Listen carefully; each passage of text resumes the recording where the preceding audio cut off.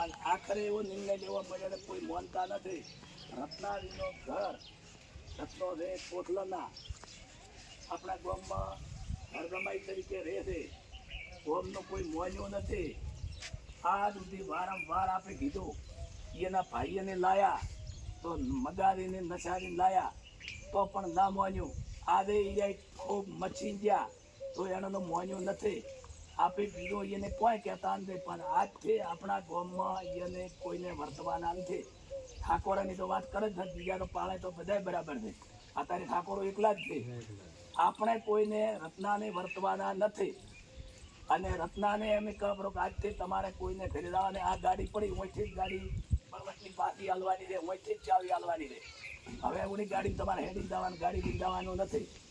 હવેથી જ આ અમલમાં. અને જો કોઈને આપણા ગામવાળાને કોટલાવાળા આવીને કહેશે અને પોંદના કોટલાવાળા કહેશે અને કોટલાવાળા ઉપર આપણને રસવા આવશે તો આપણી પાસે એને વરજ છે. બરાબર. એમાં છૂટ દે દશા નહીં.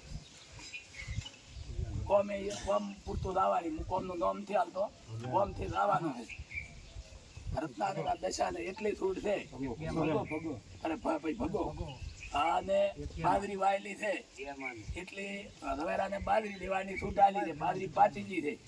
એ બાજરી લેતા ઉધી, બાજરી વળોમણ કરતા ઉધી, પસાર કરતી બંધ, ન દાવા જેવાનું, ન આવવા જેવાનું. અને આજથી આ તો બંધ થાવ. આટલો બધા પડદો બોલો સદારો બાપુ કી જય.